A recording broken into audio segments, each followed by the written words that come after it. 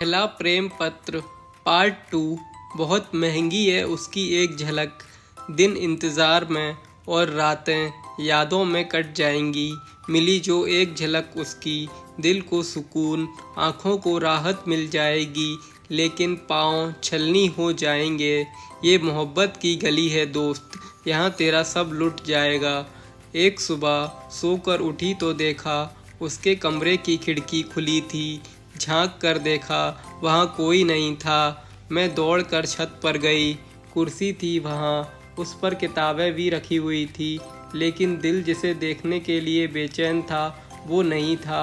मैंने चारों तरफ देखने लगी, लेकिन वह कहीं नहीं दिखाई दिया। मैं अपनी आंखें बंद कर वहाँ खड़ी हो गई और मन ही मन सोच रही थी कि वह नहीं है। शायद आंटी कमरा साफ कर रही होंगी। जब आंखें खोली तो वह बिल्कुल मेरे सामने खड़ा था और अपनी आंखों से इशारा कर पूछ रहा था, मुझे ही ढूंढ रही हो? अचानक से उसे सामने देखकर मैं घबरा गई। मैं दौड़कर सीढ़ियों के पास दीवार के पीछे छुप गई।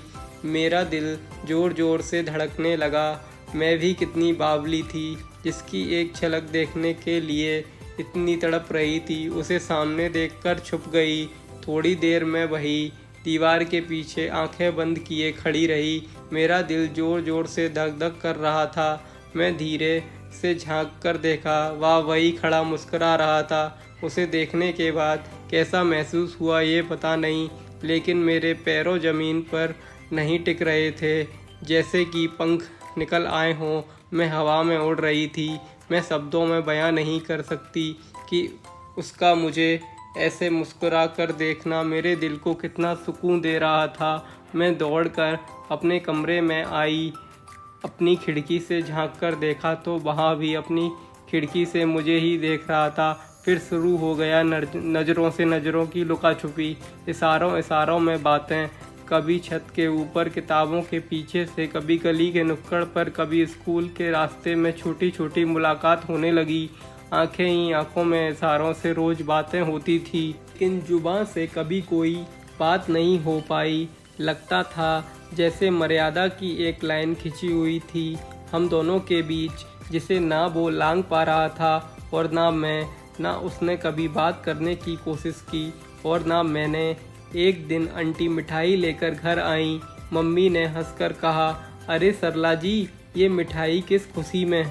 आंटी बोली, नील ने एनडीए नेशनल डिफेंस एकेडमी का एग्ज़ाम पास किया है। मम्मी हंसते हुए बोली, अच्छा तो अपना नील अब अफसर बनके देश की सेवा करेगा। ये तो बहुत खुशी की बात है। आइए बैठिए। मम्मी ने मुझे बुलाया।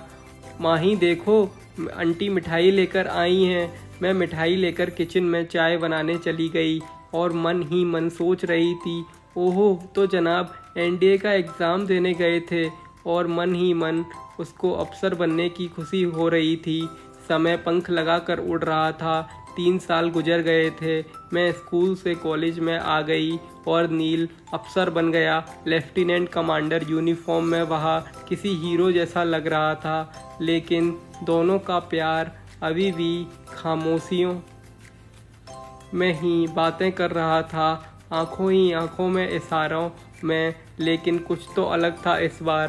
पहले दूर से देखा करता था, लेकिन आजकल पास आने की कोशिश करने लगा था। कभी कभी मेरे बिल्कुल करीब आकर रुक जाया करता था, जैसे कुछ कहना चाहता हो। जब वो मेरे पास से गुजरता तो मेरी धड़कन तेज हो जाती, माथे पर पसीना आ जाता। लेकिन मैं भी बहुत कुछ सुनना चाहती थी। मुझे भी उसके कुछ बोलने का इंतज़ार था। आखिरी वह पल आ ही गया था। इस बार छुट्टियों में जब वह घर आया, कुछ अलग ही बात थी। कुछ बेचैन सा दिख रहा था वो मुझे। शायद उसने निश्चय कर लिया था कि इस बार वह अपने प्यार का इजहार करके रहेगा। मैं और मम्मी मार्केट गई थी। घर आई तो देखा वह मेरे घर ही बैठा था, शायद इस उम्मीद में कि मुझसे मुलाकात हो जाए, क्योंकि आज उसकी छुट्टी का आखिरी दिन था। मम्मी ने उसे देखते ही पूछा, तुम कब आए नील? नील ने कहा, 15 दिन हो गए आंटी, आज रात की ट्रेन से निकलना भी है। मम्मी बोली, आज ही? इतनी जल्दी? छुट्टियां ख़त्म हो गईं? नील बोला, हाँ दूसरी जगह पोस्टिंग हुई है ना, तो सोचा वहाँ जाने से पहले मम्मी पापा से मिल जाऊँ। मम्मी बोली, हाँ बिल्कुल सही किया, इस बहाने सभी से मिलना जुलना हो गया। फिर मम्मी ने मुझे आवाज़ लगाई, माही चाय बनाना थोड़ा। नील खड़े होते हुए बोला, नहीं नहीं आंटी, आप लोग आराम कीजिए, मैं चलता हूँ, मुझे पैकिंग भी करना है, रात की ट्रेन है मेरी। नील ने मम्मी पापा दोनों को प्रणाम किया और चला गया। मैं दूसरे कमरे से सारी बातें सुन रही थी।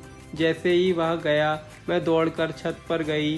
वह भी छत पर आ गया था। उसके हाथ में एक कागज़ था। उसने उस कागज़ को मेरी छत की रेलिंग पर रख दिया और साथ में एक गुलाब का फूल और धीरे चलता हुआ जाने लगा। मैंने देखा वह अपनी सीढ़ियों से उतरते हुए मुड़ मुड़कर मुझे ही देख रहा था।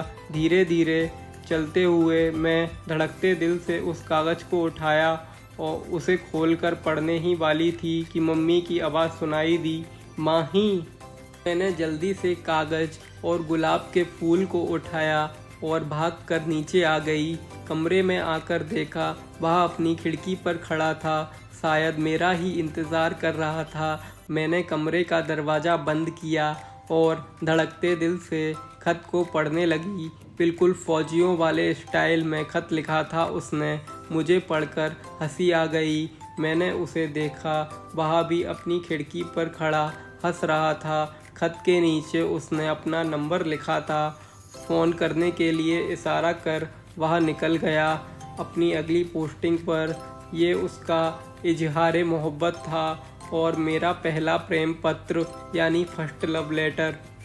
दोस्तों, अगर आप इस लव स्टोरी का तीसरा पार्ट सुनना चाहते हैं तो हमें कमेंट बॉक्स में कमेंट करके ज़रूर बताएं। राधे राधे, मिलते हैं फिर से एक नई स्टोरी में। तब तक के लिए धन्यवाद, नमस्कार।